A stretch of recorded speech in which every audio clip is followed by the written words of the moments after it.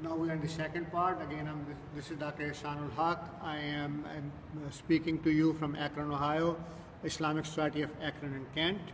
And now we're going to go into the second part, which is the teaching and rituals of the Islamic faith and tradition.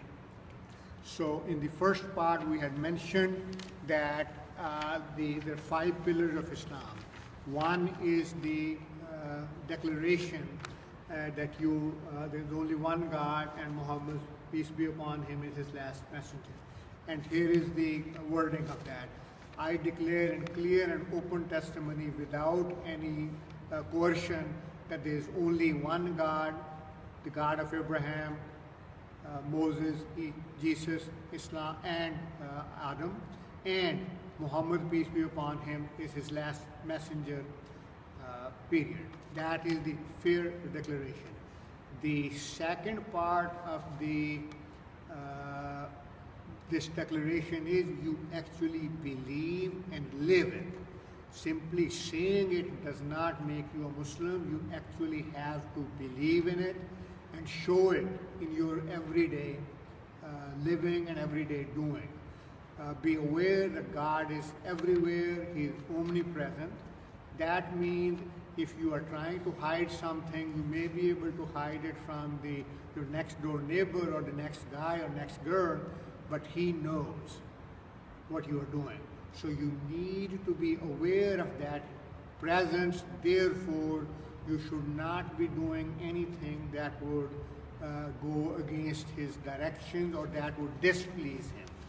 So that is the nature of the declaration of faith, not just declaring it, but living it. The second part of the faith is prayer. Prayers are 5 prayers. One is 1.5 hours before sunrise.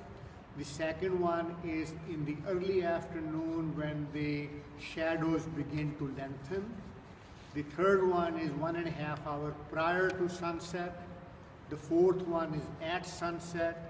And the fifth one is 1.5 hours after sunset. And each one of those prayers consists of 3 different rituals. One is standing up. 2 is bowing at the hips and keeping your knees and legs straight.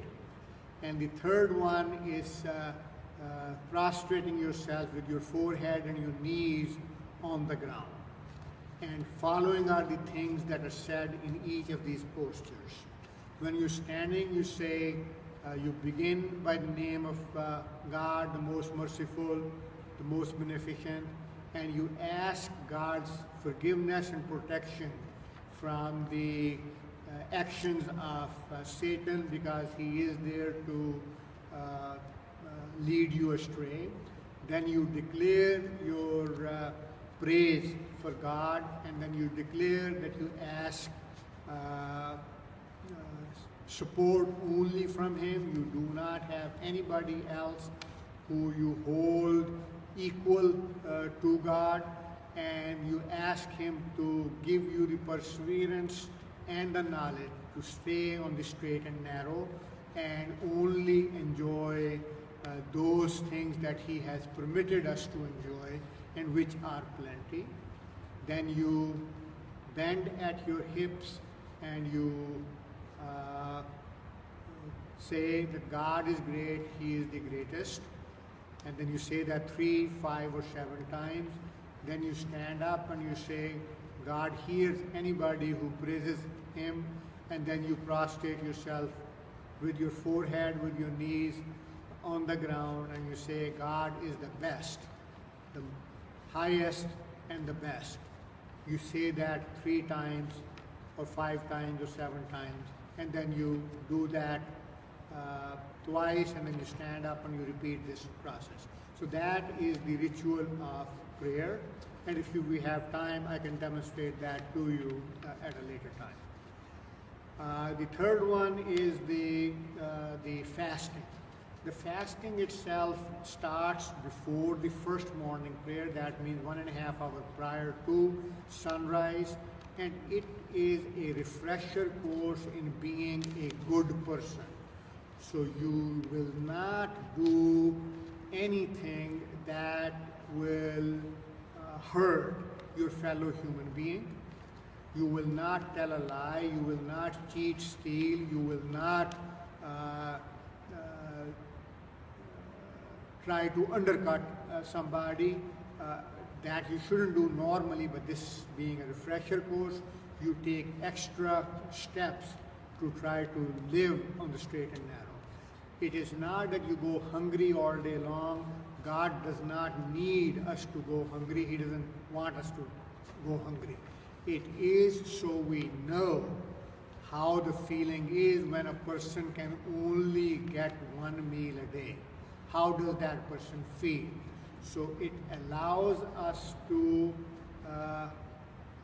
really live in somebody else's shoes who is less well off than us, who can only afford one meal a day.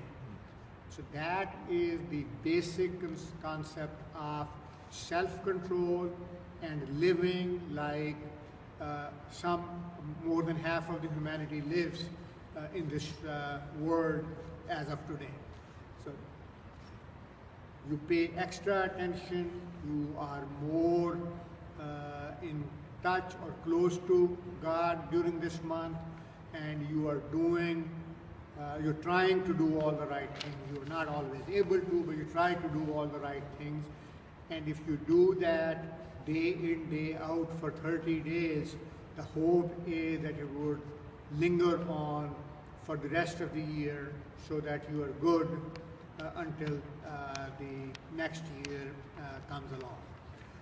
In addition, you also are asked to take care of the community during this time. So those members of the community that are not well off, you are encouraged to give charity in this month, during the month of fasting, Ramadan, the 9th month of the Islamic calendar. Since it's a lunar month, it comes 10 days earlier every year compared with the solar calendar. So in 36 years, you will see it again in the same time of the year. Normally, you would come 10 days earlier, so you can have a 16-hour or 17-hour fast from 1.5 hours before sunrise to sunset, and you can have a 12-hour or 11-hour fast, 1.5 hours in December, for example, or in June, which will be a longer month if you are living in the northern hemisphere. Period. Toward the equator, they are approximately the same. There's not that much of a difference. That brings us now to, and this ends with a festival at the end of the month, which is one of the two festivals, and we'll talk about that in a subsequent segment. That festival is called Eid al-Fitr, and that is where the entire community celebrates the blessings that we enjoyed during the month and the opportunity that we had to live it correctly and righteously. And we also, as I mentioned earlier, make sure that the poor amongst us are also provided for during this month, so they are also able to enjoy this Eid or this festival. The next one brings us to Zakat, which is very much similar to the same word in Hebrew also, which is given the charity. 2.5% of your net worth. That means savings, that means your residence, that means any property that you own. You give 2.5% of that to charity. It is preferred that you spend that in your local community. It cannot be used to build mosques. It cannot be used to pay a religious leader their salary. It has to be used, it got to be used to build up the community and help the local population in your area, geographic area where you live. If they are well off, then you can use that to build public libraries, public parks that are good for the community also. So it is for the betterment of the local community, and after the local community is taken care of, it can be given to other people, other communities. The last pillar is Hajj, which is this ritual remembrance of Prophet Abraham sacrificing his son, or willing to sacrifice his son.